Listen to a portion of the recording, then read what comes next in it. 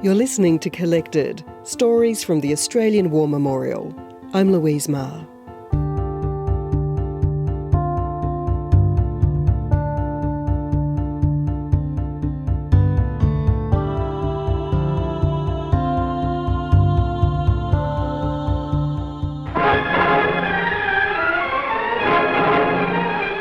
The first Australian to win an Academy Award was producer and director Ken G. Hall. It was for a 9-minute newsreel called Kokoda Frontline, one of 4 films that shared the prize for Best Documentary in 1943.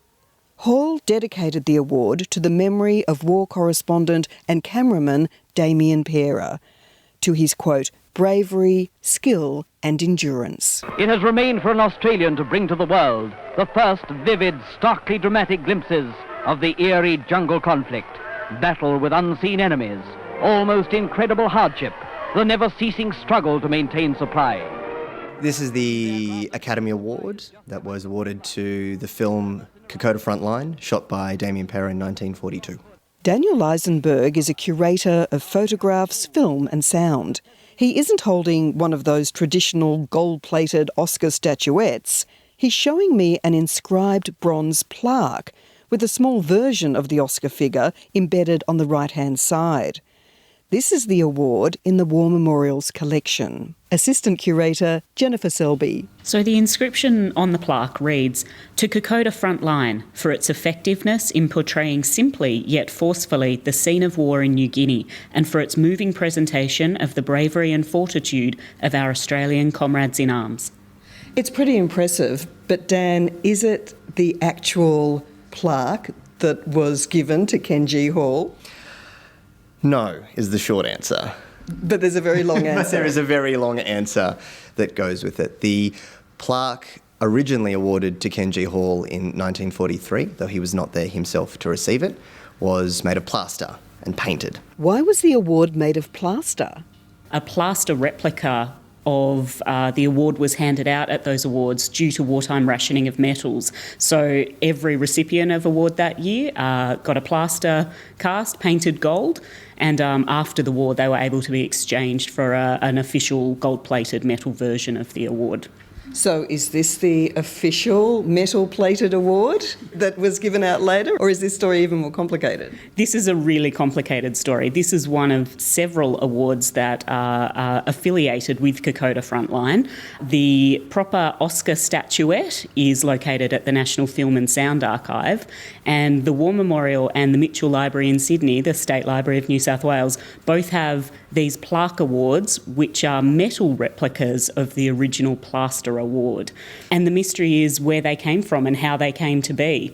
And we believe that Ken G. Hall, who was the recipient of the original award, had models of these made cast in metal to be handed out to, we think, Damien Pera as the cinematographer, the Department of Information as the film production company who owns the footage, and possibly even Cinesound as the company who created the newsreel. So we have a metal version of a plaster plaque, which was the original award. And dare I ask what happened to the original plaster plaque? That is something we would all really, really like to know. Officially, they were meant to be returned to the Academy before the Oscar was sent back to the gold-plated Oscar was sent back to Ken G. Hall. So whether or not he did return it is the question we have. It may have been destroyed in the making of these metal versions of the award, or it may have been returned to the Academy. Their paperwork isn't quite clear on that. It's such a great mystery, isn't it? It's such a great story. It really is. And, you know, ourselves, the National Film and Sound Archive, we're all really keen to find out what happened to this plaster award, because it's if it still exists, it's a really unique object. Did you follow all that? The curators have worked so hard to piece together the story of this award. Let's recap. Ken G. Hall, whose company Cinesound produced Kokoda Frontline, was given a painted plaster Academy Award in 1943. He made at least 2 bronze replicas, possibly more. After the war, he was sent the gold-plated Oscar statuette, which he eventually donated to the National Film and Sound Archive. But let's focus now on the man who shot this award-winning footage in the jungles of New Guinea.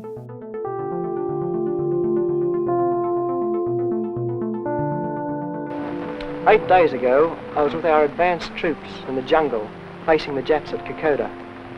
It's an uncanny sort of warfare. You never see a Jap even though he's only 20 yards away. They're complete masters of camouflage and deception. I should say about 40% of our boys wounded in those engagements haven't seen a Japanese soldier, a live one anyway." Damien Pera is one of the most renowned Australian war cinematographers. His career started as a cameraman on feature films in Australia, working with people like Ken G. Hall, Frank Hurley. He worked on 40,000 Horsemen with Charles Chevelle. And then he became one of the photographers and cinematographers appointed by the Department of Information to head off to war and document it. So there would be footage and records created that could be used to, for lack of a better word, sell the war back home. So he departed for the Middle East in January 1940. How did he come to be in New Guinea? He spent his first 2 years of his career in the Middle East working with the larger unit of the Department of Information with Frank Hurley, Ron Maslin Williams, Alan Anderson and George Silk, covering that part of the war. And then once the Australian part of the war moved to New Guinea, the department wanted coverage there as well, and they sent who at that point their most mobile and I guess in some ways forward-thinking about what film could do. Pera was sent with them to document that part of the war. How did he go about capturing the images of the war? How did he make his films? One of the things that really stands out about Pera is the intimacy of his footage and the mobile nature of his footage. Film technology at this time is still rather chunky, is still rather heavy. The sort of equipment people like Frank Hurley are using are mounted on a tripod. Pera quickly realised that in that sort of environment, particularly initially in the Middle East, that it was a mobile war, and using something like his Bell & Howe IMO, which can be handheld, though the equipment and additional stuff and the film you have to carry with it is still heavy, he realised that having a camera that he could hold in his hand, he could walk down the track, that he could sit you to me away with the camera in hand and capture those expressions, I think is what really makes his footage remarkable. Yeah, it was a really intimate occasion when he was out shooting. I was reading in Neil MacDonald's book a quote from Osmar White, who was a correspondent accompanying Pera on Kokoda Trail, and he estimated that his film kit, 2 cameras, 2 moving image cameras, a stills camera, his film stock, tripod, was around 200 pounds, so around 90 kilograms of equipment that he was carrying. Bearing in mind these men were walking the same track that we see, the iconic imagery of muddy trails, walking up hills, and they were suffering from disease like malaria and injuries that they were sustaining. So it's quite fascinating that within 100 feet of film, which is maybe 1 minute's worth of footage, he was capturing these stories that were able to be edited into an award-winning documentary. What about the practicalities of getting that footage back to Australia? I mean, for example, could he even see what he had shot while he was in the field? You don't see the footage you're shooting in these environments. It gets sent back to be developed, particularly in Papua New Guinea. They were able to develop some material in the Middle East, but the New Guinea stuff, it's getting sent back and it's going back to Australia, and it's going through the Department of Information to Cinesound and Fox Movietone, the big newsreel companies. That's the film industry, and I guess that's something it's worth always remembering about this footage, that he was doing it for the newsreel companies. This is that word propaganda. We can't claim it's not that. He's a man that had a good eye for what would work in a newsreel, but managed to tailor it that way. So no, he's not seeing it. The first time he only sees his footage when he comes back here, and then he sees it as it's been edited together in many cases. He's not going to see all the uncut stuff like that. How close a relationship did he develop with the soldiers? I mean, that's one of the things you see all the way through Neil MacDonald's book, through any of the letters or diaries where he gets mentioned, is I think the success he has is because how close he is with these men, that he's telling their story, and that intimacy they let him into their spaces and point a camera at them. You see a lot in footage, especially earlier on, as soon as someone's captured on a camera, they're aware of it and they wave to it and they are very conscious of a lens pointing at them. I think you see in the Pera footage, that fades away. He becomes one of the men, And so the fact he's holding a camera is just a byproduct, and you get a much more natural, close and, I guess, innately human side to it, less staged. Just on his friendships with the men that he was working with, in our research we've come across in his personal collection of papers letters that he was writing to wives and even widows back in Australia, people he'd never met. He was forming these relationships with because he'd formed such bonds with the men that he was serving alongside. Everyone felt like they were his close friend. It seems like he was an incredibly personable person. And following on from that, then when you get in his personal papers to all the telegrams and letters that are sent to his wife after Pera died, he is getting letters from wives of men she never met, but men that met Pera and had to send a letter to her saying, I knew him, he recorded my moment, and it is a great loss. You have this effect he has on people.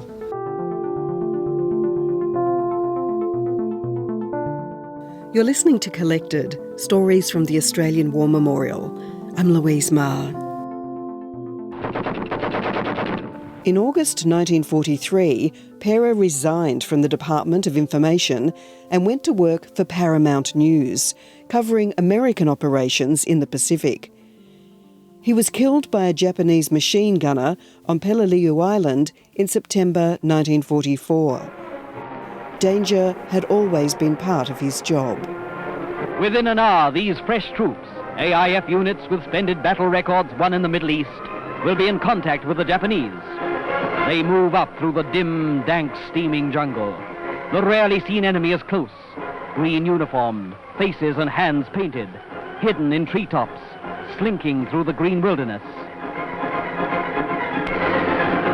Where the patrols go, the bearded Pera goes too, so that this strange, uncanny warfare may vividly be brought to the outside world. He's in the same conditions and the same environments as the men he's filming. And that's something that you see throughout his career. The reason he's so successful in the Middle East is he jumps on the back of a jeep and goes with them. Part of the reason he loses his life in the Palau Islands is because he is walking in front of them with a camera. And as Jen regularly points out, he's not armed. Well, he's armed with a movie camera, but he doesn't carry a weapon. And if you're going to get a great shot of men advancing, you've got to be standing in front of them. In Kokoda Front Line, we see Australian troops trudging through the jungle, firing their weapons, eating their rations and reading their mail. Pera documents in vivid images the soldiers' heroism and their stoicism. He also highlights the bravery of the local New Guineans, the so-called Fuzzy Wuzzy Angels, with dramatic footage of them carrying wounded men on stretchers across rushing rivers and up steep, slippery tracks. He did. He had a great respect for what they were doing, the assistance they were providing the Australians as carriers, as stretcher bearers. He had carriers helping him with his gear, of course, and he formed close relationships with them. Pera's images of the Kokoda campaign had a huge impact on Australians back home. But so did his pieces to camera at the start and the end of the film, when he directly addressed the audience. Don't underestimate the Jap. He's a highly trained soldier, well-disciplined and brave. And although he's had some success up to the present, he's now got against him some of the finest and toughest troops in the world. Troops with a spirit amongst them that makes you intensely proud to be an Australian. I saw militiamen fighting over there, fighting under extremely difficult conditions, and alongside the AIF, and they acquitted themselves magnificently. Why is Damien Pera's opening piece to camera so significant? So Damien hadn't seen his footage, as we've established. He returned to Sydney on a break from his deployment, and Kenji Hall at Cinesound had him come in to watch the film that he was editing together, Kokoda Frontline. And in the course of their time together, Damien was speaking so incredibly passionately about the men in New Guinea, the situations they were facing, the fact they were wearing desert-coloured uniforms in the jungle and the danger they were being put under. He was so passionate that Kenji Hall decided to have him introduce the film himself. So he put the cameraman in front of the camera in what's a very uncomfortable situation for him and had him address the public himself. bringing the news to the people at home and drawing their attention to this situation that was so very close to home, and the threat drawing nearer to Australian shores was a really important part of this film's success, I think. Dan, you say that this film is propaganda, and I suppose that's because it was designed to garner support for the war effort amongst ordinary Australians. Would Damien Pera have seen it as propaganda? Did he approach it that way? Do we know? I think the part of it that you describe as garnering support, I'm sure he did, and he sees that as a positive. I mean, there's this habit we fall into of thinking propaganda is a bad word, and I don't think necessarily it is. It can be used for bad things, and in the Second World War, there's whole stories about film as propaganda. But it's garnering support. It's showing what it's really like. And yes, the language we hear that the voiceover puts to the newsreel is really that salesman pitch towards the end of it.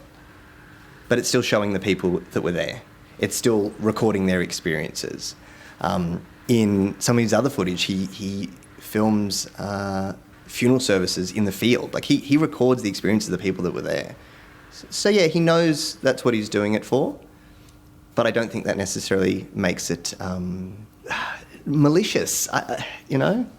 We tiptoe around propaganda because of all the negative connotations, but the Department of Information is knowledge, and, you know, that was their job. They were there to influence public opinion, be that for positive or negative reasons. And, garnering support for the war, you need the support of the people to ultimately have a good outcome to the war, the end of the war. There is the sequence with the Japanese hut being destroyed. Now, I wanted to ask you about that because he actually recreated that scene, didn't he? That wasn't actual, real footage. Well, it is real footage. Well, it's real footage, but it didn't happen that way. It didn't.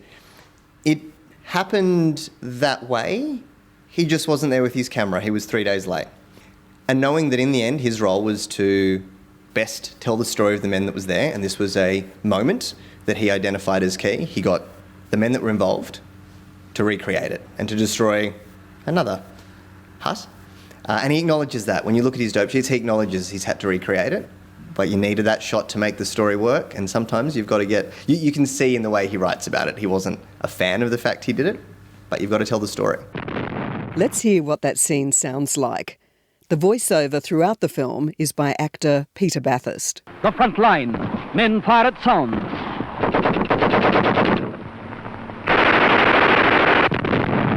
Japs are believed to have used that hut. Machine gun bullets search for any seeking escape. It's a grim business of man against man. Kill or be killed.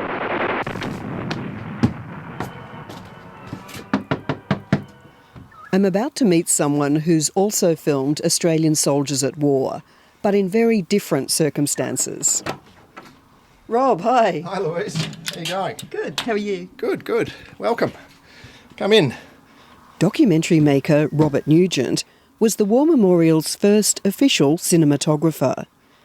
In 2006, he was commissioned to film the daily life of Australian soldiers serving in the multinational force in Iraq. I was very aware that I was in a lineage of people who had been sent forth to record from within the Australian Army their activities, certainly overseas, and I was very aware of people like Pera and also the First World War photographers who were largely unnamed, I think. Of course, there was Bean's still photography, but Pera's work, I was aware of his work on Kokoda. Yes, it felt quite daunting, I must say, to be sent in those footsteps, and I took that pretty seriously.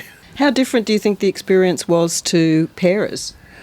My experience compared to Damien Pera's experience was vastly different. I was embedded within a small force who weren't actively fighting a war, and Pera was certainly going forth into harm's way, possibly every day. The war was completely different. Pera, when he went, would have been from a country that was on a war footing. Australia, during the Second World War, was, civilian society was activated to support the war effort.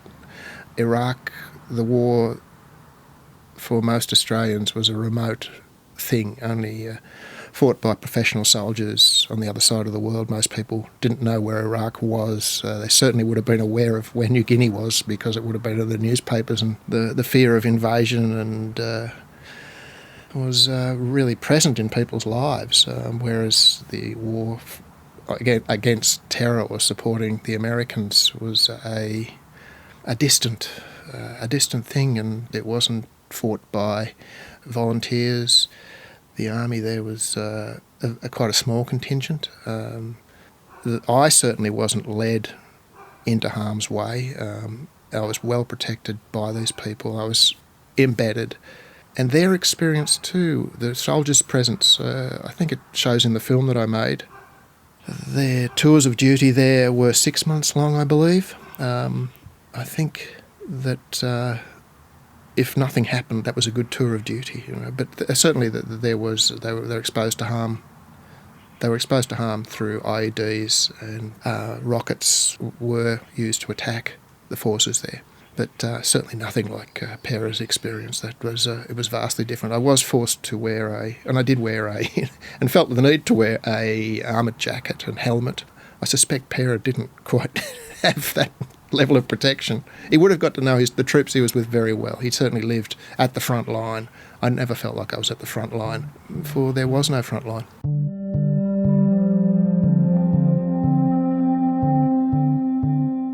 Damien Pera was only 32 when he died. He'd been married to his wife Elizabeth for less than 6 months. Their son was born after his death. But he achieved so much in his short life. The memorial honours his memory and preserves what he created.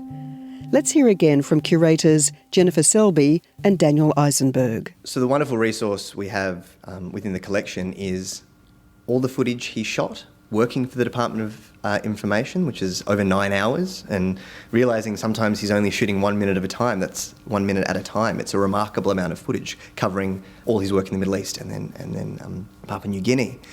We have over 2,000 still photos that he took. Most of the stills are from the first part of his career, from the Middle East, and a lot of the iconic stills from the latter part in Papua New Guinea are actually made from cine film, because he's predominantly working in film at that point. We do have a few objects relating to him, but the other major resource we have all the dope sheets, the shot lists Para kept when required, typed up afterwards, that list where he is, what date, who's there, identify. So when you look on our website and look at a lot of this uncut footage shot by Para, there is names, places, and you can find people, and that connection that he has comes through even in that written word. He wanted to record who was there. So he really was such a documentary maker.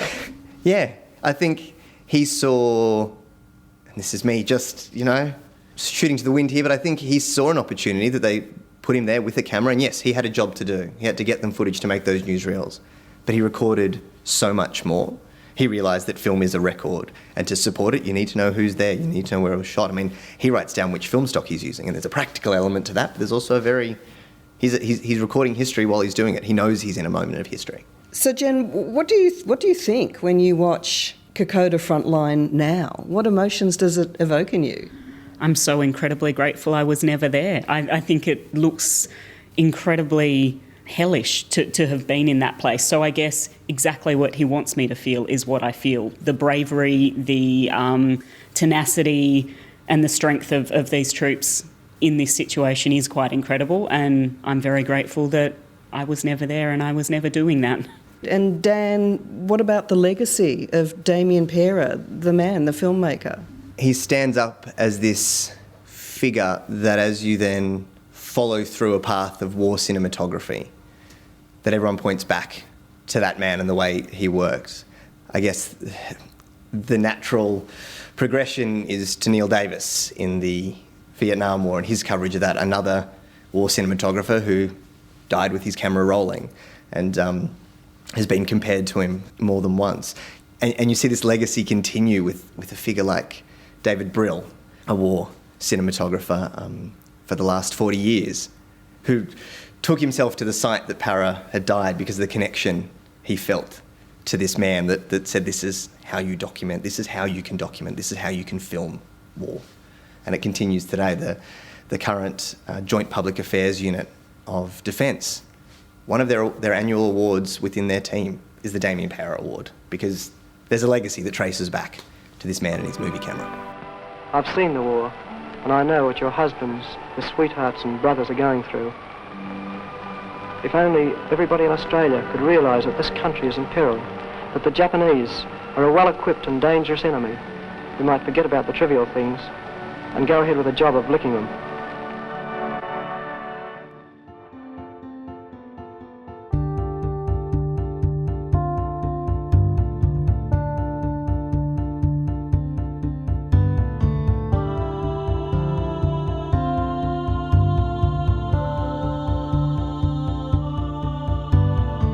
Thanks for listening to this episode of Collected, Stories from the Australian War Memorial.